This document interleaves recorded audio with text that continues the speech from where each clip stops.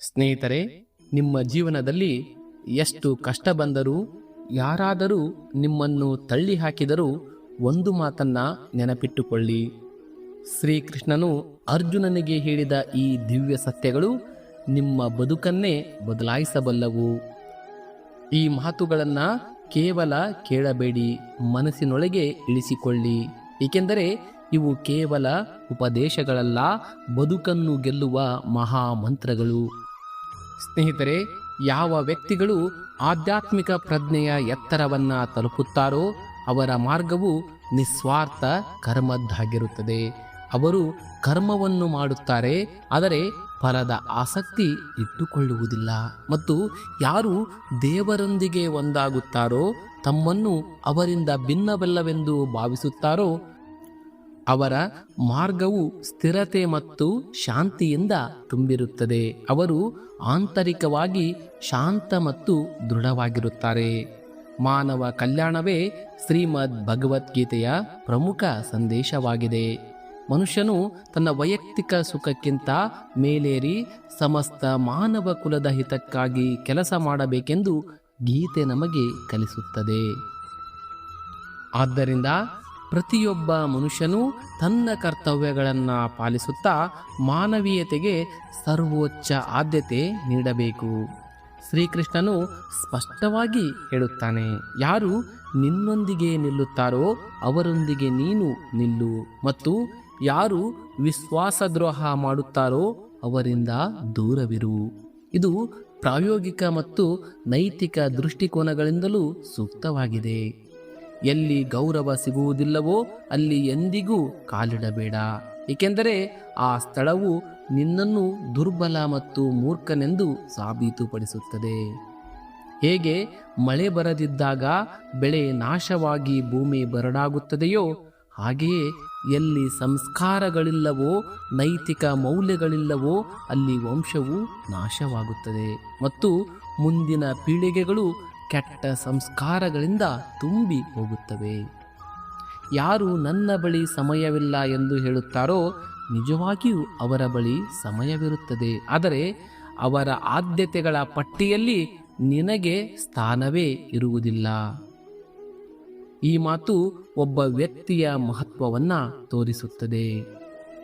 ಮಿತ್ರರೇ, ಕೃಷ್ಣನು ಹೇಳುತ್ತಾನೆ, ಹೇ ಅರ್ಜುನ, ಯಾವ ವ್ಯಕ್ತಿಯು ನನ್ನ ದಿವ್ಯ ಜನ್ಮ ಮತ್ತು ಲೀಲೆಗಳ ನೈಜ ಸ್ವರೂಪವನ್ನು ಅರ್ಥ ಮಾಡಿಕೊಳ್ಳುತ್ತಾನೋ ಅವನು ದೇಹವನ್ನು ತ್ಯಜಿಸಿದ ನಂತರ ಮತ್ತೆ ಜನ್ಮ ಪಡೆಯುವುದಿಲ್ಲ ಮತ್ತು ನೇರವಾಗಿ ನನ್ನ ಧಾಮವನ್ನು ಸೇರುತ್ತಾನೆ. ಅವನು ಮೋಕ್ಷವನ್ನು ಪಡೆಯುತ್ತಾನೆ. ಯಾವ ಮನುಷ್ಯನು ಎಲ್ಲ ಆಸೆಗಳನ್ನು ತ್ಯಜಿಸುತ್ತಾನೋ, ನಾನು ಮತ್ತು ನನ್ನದು ಎಂಬ ಭಾವನೆಯಿಂದ ಹೊರಬಂದು ನಿಷ್ಕಾಮನಾಗುತ್ತಾನೋ ಅವನೇ ಅಪಾರ ಶಾಂತಿಯ ಅಧಿಕಾರಿಯಾಗುತ್ತಾನೆ. ಮಿತ್ರರೇ, ನೀನು ನಿನ್ನಿಂದಲೇ ಸೋಲುವವರೆಗೂ, ನಿನ್ನ ಧೈರ್ಯವನ್ನ ಕಳೆದುಕೊಳ್ಳುವವರೆಗೂ ಈ ಜಗತ್ತಿನ ಯಾವುದೇ ಶಕ್ತಿಯು ನಿನ್ನನ್ನು ಸೋಲಿಸಲು ಸಾಧ್ಯವಿಲ್ಲ.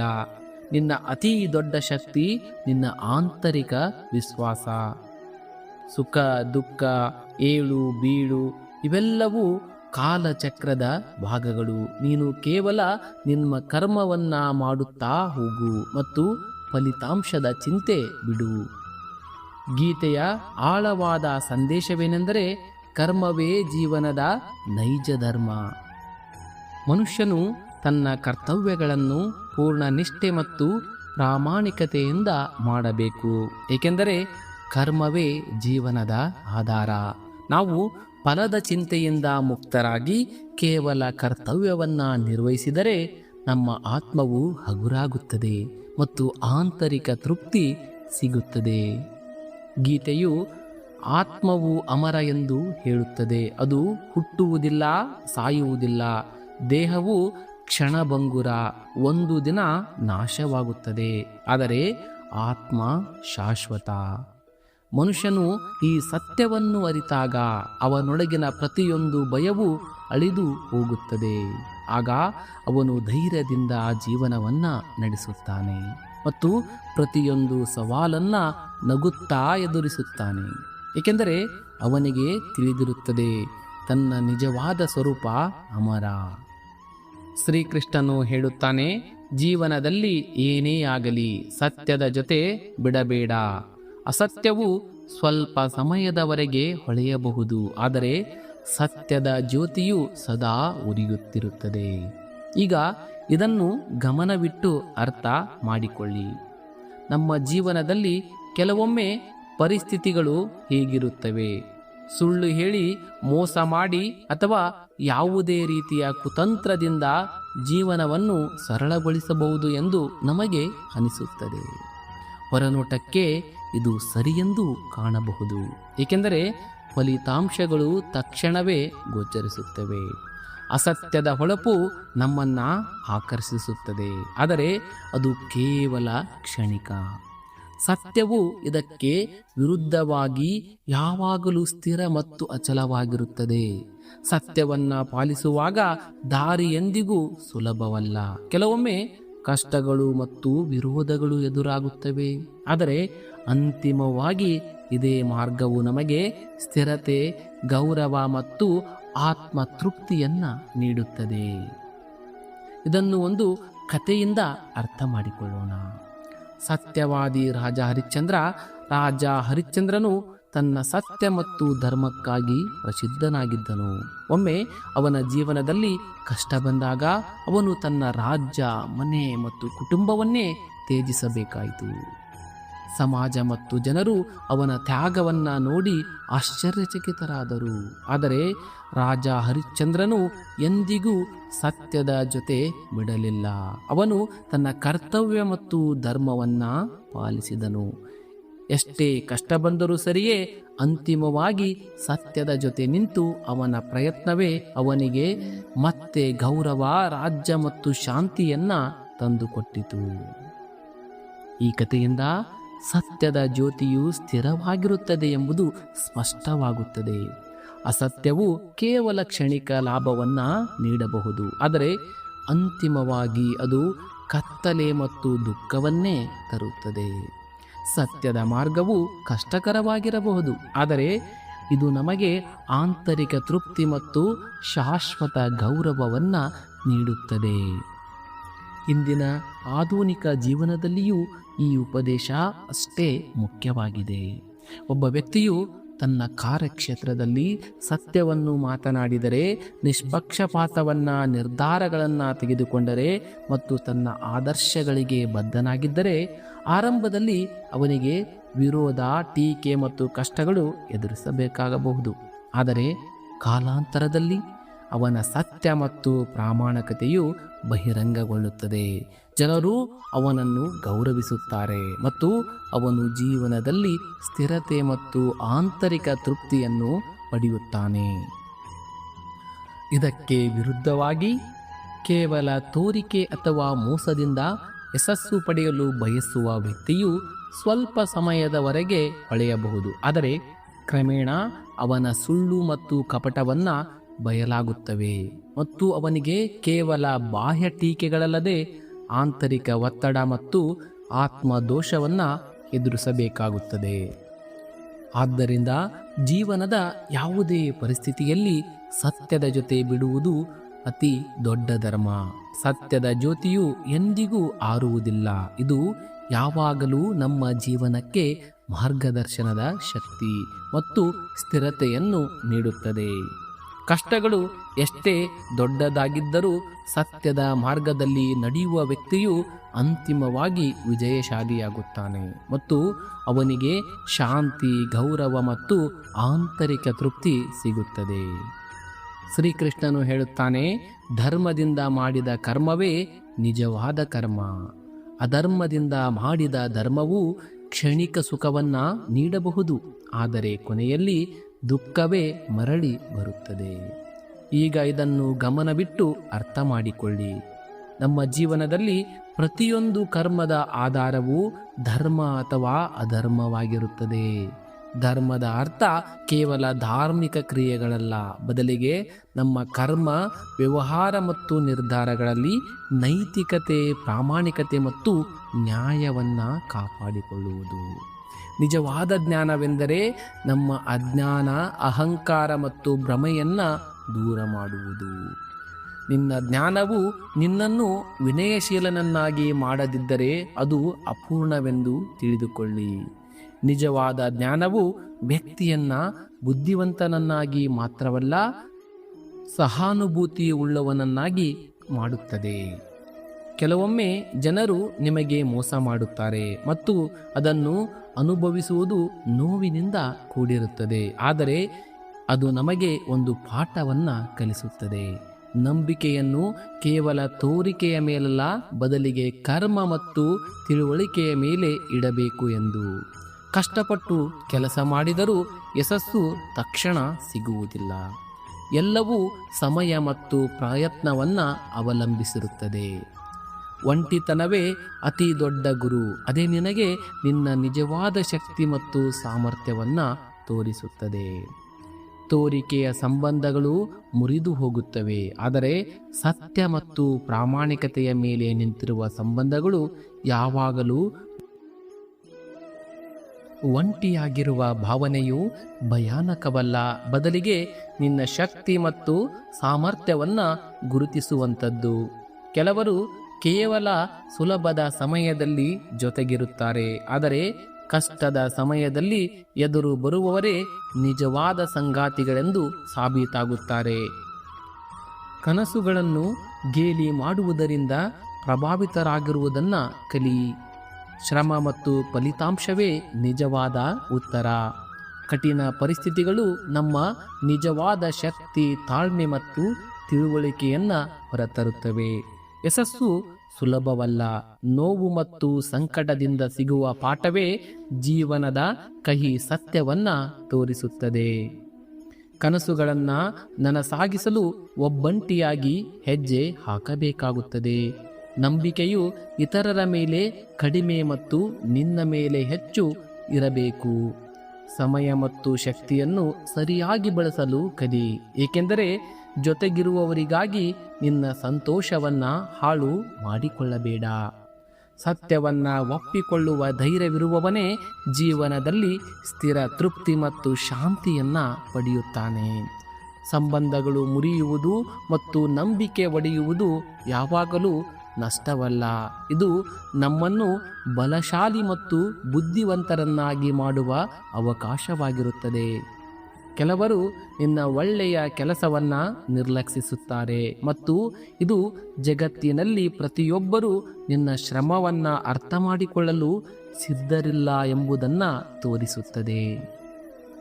ಯಾವ ಸಮಯವು ನಿನ್ನನ್ನು ಒಂಟಿಯೆಂದು ಭಾವಿಸುವಂತೆ ಮಾಡುತ್ತದೆಯೋ ಅದೇ ನಿನಗೆ ನಿನ್ನ ನಿಜವಾದ ಶಕ್ತಿ ಮತ್ತು ಸಾಮರ್ಥ್ಯದ ಅರಿವನ್ನು ಮೂಡಿಸುತ್ತದೆ. ಕನಸುಗಳನ್ನು ನನಸಾಗಿಸಲು ಕಷ್ಟಪಡಬೇಕಾಗುತ್ತದೆ ಮತ್ತು ಕೆಲವೊಮ್ಮೆ ಪ್ರಯತ್ನಗಳ ಫಲ ತಡವಾಗಿ ಸಿಗುತ್ತದೆ. ಇದೇ ಕಹಿ ಸತ್ಯ. ಕಷ್ಟದ ಸಮಯದಲ್ಲಿ ಜೊತೆಗಿರದ ಸಂಬಂಧಗಳನ್ನು ಬಿಟ್ಟು ಕೊಡುವುದೇ ಜಾಣತನ, ಏಕೆಂದರೆ ನಿಜವಾದ ಸಂಗಾತಿಗಳು ಪ್ರತಿಯೊಂದು ಪರಿಸ್ಥಿತಿಯಲ್ಲೂ ಉಳಿಯುತ್ತಾರೆ. ಯಾರೊಬ್ಬರ ನಂಬಿಕೆ ಮುರಿಯುವುದು ನೋವನ್ನು ನೀಡುತ್ತದೆ, ಆದರೆ ನಂಬಿಕೆಯನ್ನು ಯಾವಾಗಲೂ ಕರ್ಮ ಮತ್ತು ತಿಳುವಳಿಕೆಯ ಮೇಲೆ ಇಡಬೇಕು, ತೋರಿಕೆಯ ಮೇಲಲ್ಲ.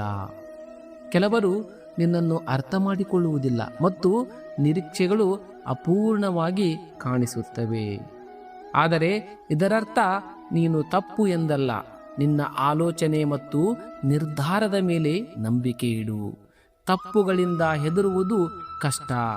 ಅನುಭವ ಮತ್ತು ಪಾಠವೇ ನಿನ್ನನ್ನು ಬಲಶಾಲಿ ಮತ್ತು ಬುದ್ಧಿವಂತನನ್ನಾಗಿ ಮಾಡುತ್ತದೆ. ಯಾರು ನಿನ್ನನ್ನು ಕೀಳಾಗಿ ಕಾಣಿಸಲು ಪ್ರಯತ್ನಿಸುತ್ತಾರೋ ಅವರ ಪ್ರಭಾವವು ನೀನು ನಿನ್ನ ಆತ್ಮವಿಶ್ವಾಸ ಮತ್ತು ಶ್ರಮವನ್ನು ದುರ್ಬಲಗೊಳಿಸಿದಾಗ ಮಾತ್ರ ಆಗುತ್ತದೆ. ಕಠಿಣ ಪರಿಸ್ಥಿತಿಗಳೇ ನಿಜವಾದ ಶಕ್ತಿ, ತಾಳ್ಮೆ ಮತ್ತು ತಿಳುವಳಿಕೆಯನ್ನು ತೋರಿಸುತ್ತವೆ. ಯಶಸ್ಸು ಸುಲಭವಲ್ಲ. ಯಾವ ಅನುಭವಗಳು ನೋವು ಮತ್ತು ಸಂಕಟವನ್ನು ನೀಡುತ್ತವೆಯೋ ಅವೇ ಜೀವನದ ಅತಿ ದೊಡ್ಡ ಪಾಠ ಮತ್ತು ಕಹಿ ಸತ್ಯವನ್ನು ತೋರಿಸುತ್ತವೆ.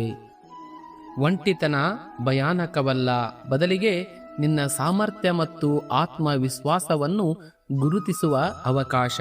ಯಾರು ಕಷ್ಟದ ಸಮಯದಲ್ಲಿ ಜೊತೆಗಿರುತ್ತಾರೋ ಅವರೇ ನಿಜವಾದ ಸ್ನೇಹಿತರು ಮತ್ತು ಕುಟುಂಬವೆಂದು ಸಾಬೀತಾಗುತ್ತಾರೆ. ನಿಜವಾದ ಸಂತೋಷವು ಬಾಹ್ಯ ವಸ್ತುಗಳಲ್ಲಿಲ್ಲ, ಬದಲಿಗೆ ನಮ್ಮೊಳಗಿನ ತೃಪ್ತಿ ಮತ್ತು ಆತ್ಮವಿಶ್ವಾಸದಲ್ಲಿದೆ. ಜೀವನವು ಸುಲಭವೆಂದು ಅನಿಸುವುದು ನಾವು ಇತರರೊಂದಿಗೆ ನಮ್ಮನ್ನು ಹೋಲಿಸುವುದನ್ನು ನಿಲ್ಲಿಸಿದಾಗ ಮಾತ್ರ. ಇಲ್ಲದಿದ್ದರೆ ಹೋಲಿಕೆಯು ಮನುಷ್ಯನಿಗೆ ಯಾವಾಗಲೂ ಕೀಳರಿಮೆಯನ್ನೇ ಉಂಟು ಮಾಡುತ್ತದೆ. ಕಾಲ ಯಾರಿಗೂ ಸೇರಿದ್ದಲ್ಲ, ಅದು ಯಾವಾಗಲೂ ಬದಲಾಗುತ್ತಿರುತ್ತದೆ ಮತ್ತು ಈ ಬದಲಾಗುವ ಕಾಲವೇ ಮನುಷ್ಯನಿಗೆ ಅವನ ನಿಜವಾದ ಮುಖವನ್ನು ತೋರಿಸುತ್ತದೆ. ನಿನ್ನ ಸಾಮರ್ಥ್ಯವನ್ನು ಸಾಬೀತುಪಡಿಸಲು ನೀನು ಯಾರೊಂದಿಗೂ ವಾದಿಸುವ ಅವಶ್ಯಕತೆ ಇಲ್ಲ. ಯಶಸ್ಸೇ ಅತಿ ದೊಡ್ಡ ಉತ್ತರವಾಗಿರುತ್ತದೆ. ತಪ್ಪು ಮಾಡುವುದು ತಪ್ಪನ್ನು ಒಪ್ಪಿಕೊಳ್ಳಲು ನಿರಾಕರಿಸುವಷ್ಟು ಕೆಟ್ಟದ್ದಲ್ಲ, ಏಕೆಂದರೆ ಈ ನಿರಾಕರಣೆಯೇ ಮನುಷ್ಯನನ್ನು ನಿಧಾನವಾಗಿ ಕುರುಡನನ್ನಾಗಿ ಮಾಡುತ್ತದೆ. ನಿನ್ನ ಶ್ರಮದ ಫಲವು ತಡವಾಗಿ ಸಿಗುತ್ತದೆ, ಆದರೆ ಸಿಕ್ಕಾಗ ಎಲ್ಲರಿಗೂ ಅದು ನಿನ್ನ ಅದೃಷ್ಟವೆಂದು ಅನಿಸುತ್ತದೆ. ಕೆಲವೊಮ್ಮೆ ಸೋಲುವುದು ಕೂಡ ಅವಶ್ಯಕ, ಏಕೆಂದರೆ ಆ ಸೋಲೆ ಮನುಷ್ಯನಿಗೆ ಗೆಲುವಿನ ನಿಜವಾದ ಬೆಲೆಯನ್ನು ಅರ್ಥ ಮಾಡಿಸುತ್ತದೆ. ನೀನು ಎಲ್ಲರನ್ನೂ ಸಂತೋಷಪಡಿಸಲು ಹೊರಟರೆ ಮೊದಲು ನಿನ್ನ ಸಂತೋಷವನ್ನೇ ಕಳೆದುಕೊಳ್ಳುತ್ತೀಯ. ಹಣವು ನಿನಗೆ ಆರಾಮವನ್ನು ನೀಡಬಲ್ಲದು, ಆದರೆ ನೆಮ್ಮದಿಯನ್ನಲ್ಲ. ನೆಮ್ಮದಿ ಕೇವಲ ಮನಸ್ಸಿನ ಸರಳತೆಯಿಂದ ಬರುತ್ತದೆ. ತಪ್ಪು ದಾರಿಗಳು ಯಾವಾಗಲೂ ಸುಲಭವಾಗಿರುತ್ತವೆ, ಆದರೆ ಅವು ಗುರಿಯನ್ನು ತಲುಪಿಸುವುದಿಲ್ಲ, ಮಧ್ಯದಲ್ಲೇ ಬೀಳಿಸುತ್ತವೆ. ಜೀವನವು ಯಾವಾಗಲೂ ನಿನಗೆ ಎರಡು ವಿಷಯಗಳನ್ನು ನೀಡುತ್ತದೆ, ಪಾಠ ಅಥವಾ ಬಹುಮಾನ. ಎರಡೂ ನಿನಗೆ ಅವಶ್ಯಕ.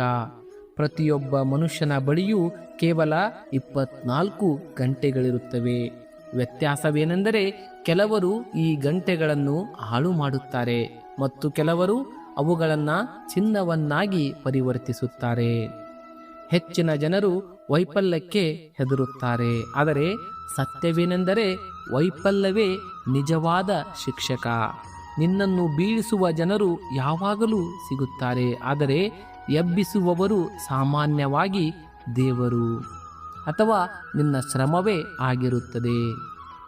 ಮಿತ್ರರೇ, ಕೃಷ್ಣನು ಹೇಳುತ್ತಾನೆ, ಹೇ ಅರ್ಜುನ, ಜೀವನವನ್ನು ಬದಲಾಯಿಸಬೇಕಾದರೆ ಮೊದಲು ನಿನ್ನ ಮನಸ್ಸನ್ನು ಬದಲಾಯಿಸಬೇಕು, ಏಕೆಂದರೆ ಮನಸ್ಸು ಹೇಗೆ ಇರುತ್ತದೆಯೋ ಹಾಗೆಯೇ ಆಲೋಚನೆಗಳು ಮೂಡುತ್ತವೆ ಮತ್ತು ಆಲೋಚನೆಗಳು ಹೇಗೆ ಇರುತ್ತವೆಯೋ ಹಾಗೆಯೇ ಜೀವನ ರೂಪುಗೊಳ್ಳುತ್ತದೆ. ಮನಸ್ಸೇ ನಮ್ಮ ಹಣೆ ಬರಹದ ನಿರ್ಮಾಪಕ.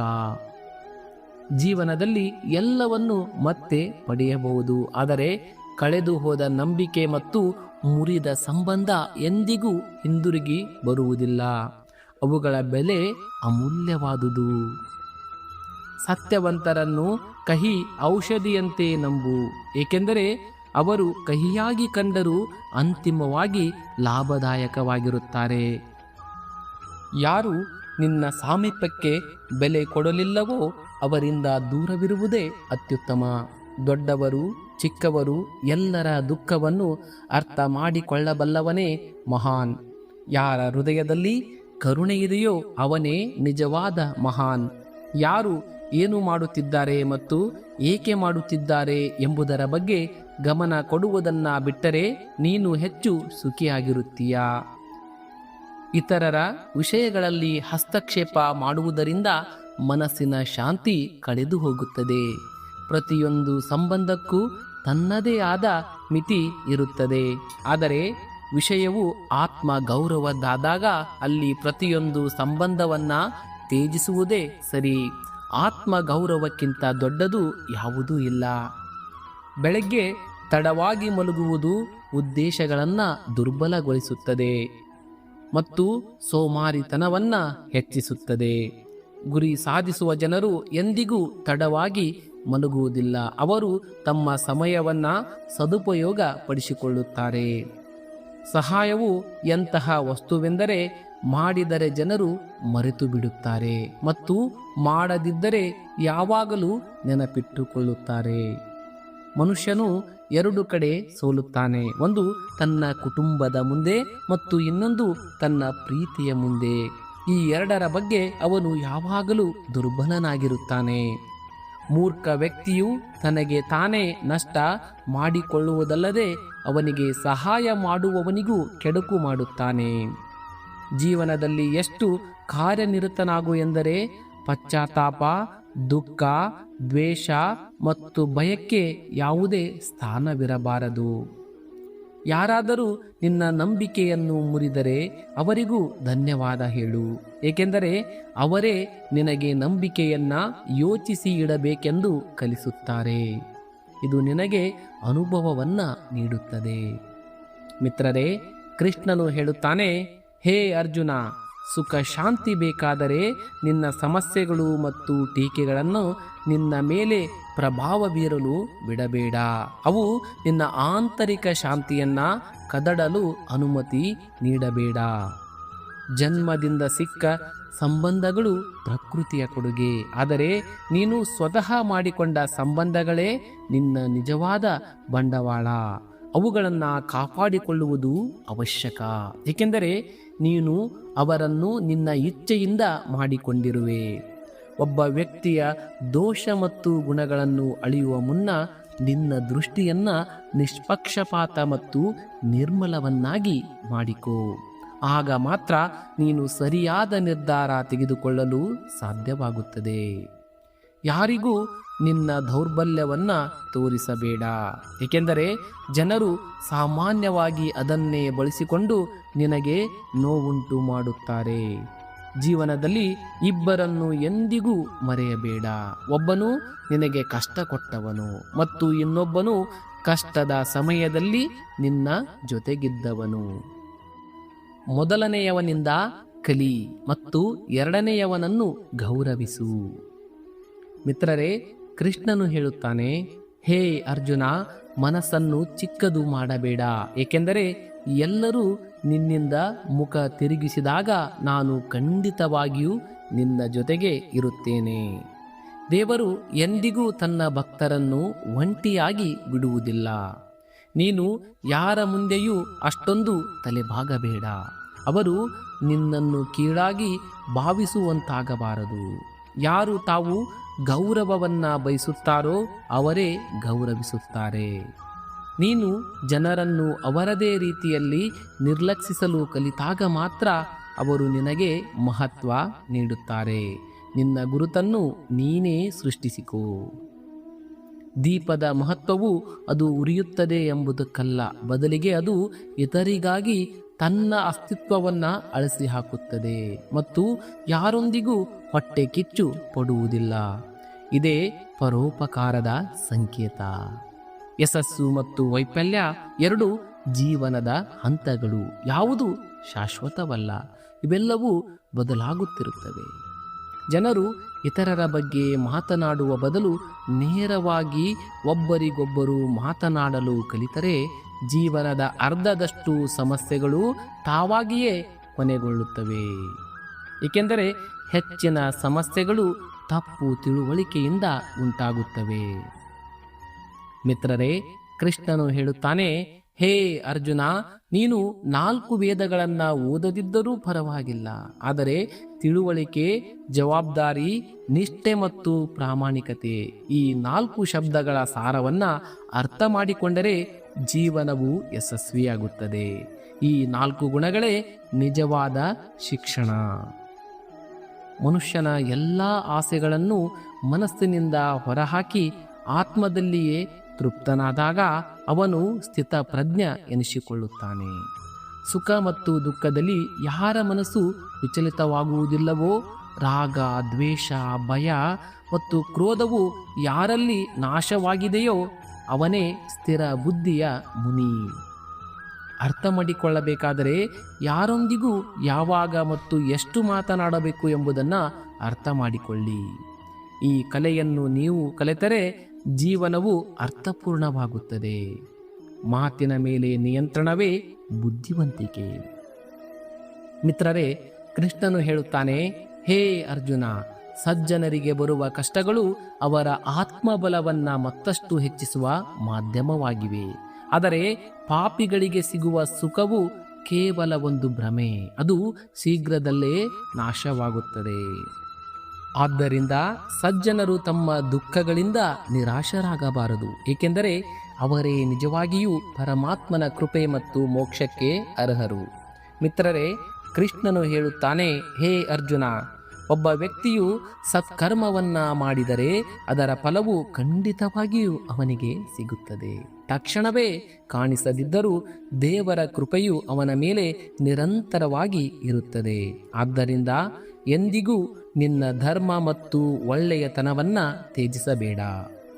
ಭಗವಾನ್ ಶ್ರೀಕೃಷ್ಣನ ಈ ಬೋಧನೆಗಳು ನಿಮಗೆ ಇಷ್ಟವಾಗಿದ್ದರೆ ಈ ವಿಡಿಯೋಕ್ಕೊಂದು ಲೈಕ್ ಕೊಡಿ. ಅದೇ ರೀತಿ ನೀವು ಸಹ ಭಗವಾನ್ ಶ್ರೀಕೃಷ್ಣರ ಅನುಯಾಯಿಯಾಗಿದ್ದರೆ ಜೈ ಶ್ರೀಕೃಷ್ಣ ಎಂದು ಕಮೆಂಟ್ ಮಾಡುವ ಮೂಲಕ ನಮ್ಮನ್ನು ಬೆಂಬಲಿಸಿ. ಮುಂದಿನ ಪಯಣದಲ್ಲಿ ಮತ್ತೆ ಭೇಟಿಯಾಗೋಣ. ಎಲ್ಲರಿಗೂ ಒಳ್ಳೆಯದಾಗಲಿ. ಶುಭ ದಿನ.